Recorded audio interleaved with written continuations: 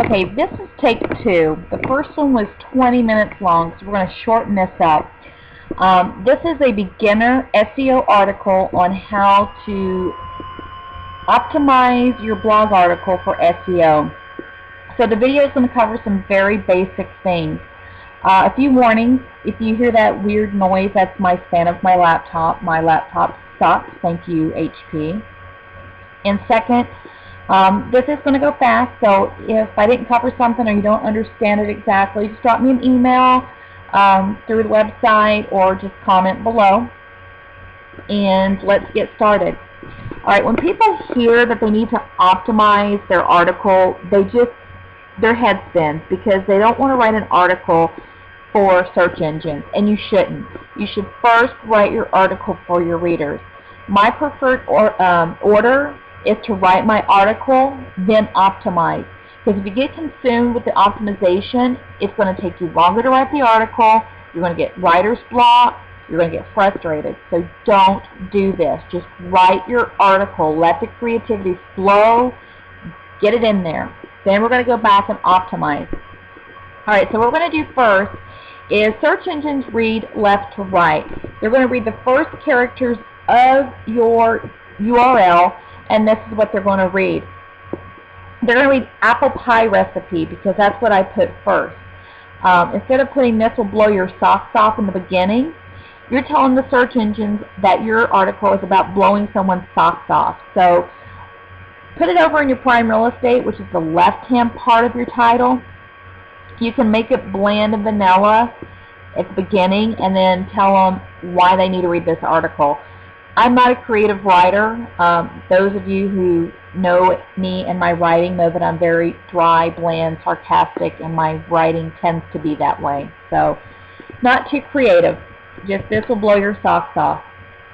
Alright, over here, this is my plugin that I use. If you want information on this plugin, drop me an email. I can load it on your site, or I can tell you how to get it. It is the bomb diggity. I love it.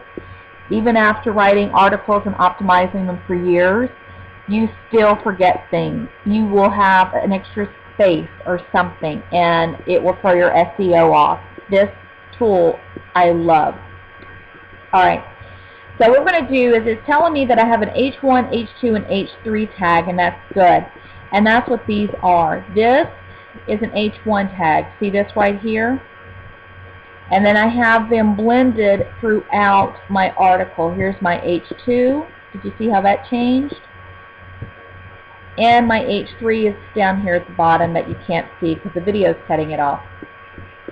I try to blend them within the article so it's not so obvious that that's what I'm trying to do, so my readers aren't going, wow, why is apple pie recipe, you know, so big and bold. You can change your style sheet. In fact, you should look at your article before you publish it. If you're running thesis, you might need to check and make sure your theme is not throwing an H1 for you. If you don't know how to do that, contact me. Sometimes themes have H1 at 48 pixels. It's huge and it's ugly. Look at it before you publish. If it's ugly and it's not blending, drop me an email, comment below. I'll help you fix your style sheet. Don't be scared of your style sheet. Alright, so now we've satisfied the search engines with the H1, H2, and H3. This is I have an alt tag. And what that is, your image is not read by a search engine. It just sees it as a file name. I always name my file names what my keyword is. And then I also use the same alternative text. It should match your keyword. So I've done that.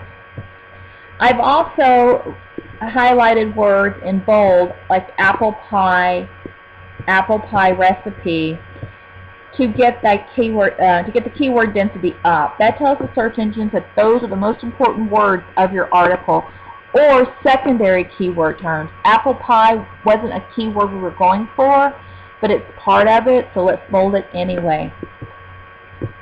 And then down here, we have a little bit of a call to action. We want people to stay on our website. We want to do that Hansel and Gretel trail where they're picking up a crumb here and going to the next one. We want those page views, especially if you're running contextual ads. If money is not important to you to make that money through Google or your other contextual ad network, you still want the page views so your stats look good if you're pitching a brand. So get those page views up by doing something called internal linking. And what that is it says go read this recipe and this recipe. Do not say click here and bold and underline and hyperlink that. Adobe did that. Go do click here. One marketing company got really smart and bought the domain name. Brilliant. Wish I thought of it. Hyperlink your most important keywords. Not click here, or like what couponers do, they'll do the entire phrase. Save $1 on a 4.4 ounce canned dog food package from Purina. Do not hyperlink the entire thing. Hyperlink the most important words, and that's going to help you make friendly with the search engine. There's some other things over here. It's saying that I don't have an internal link, and that's why my score is not as high, because this is a test article and not a real one, so it's not grading me properly. Your keyword density, it's saying between 2 and 5%. I always go 3 to 5. That's what I've always taught. And it's telling me that my 500 words are not enough. I try to do at least 300, keep it 5 to 6. Anything over 1,000, I say break it up into a series of 2, maybe 3, and then try to write some more articles. By doing that, you're getting more page views. If any of this didn't make sense because I went too fast because I didn't want a 20-minute video, again, drop me an email, comment below. I'm here to help you. You're not doing this alone.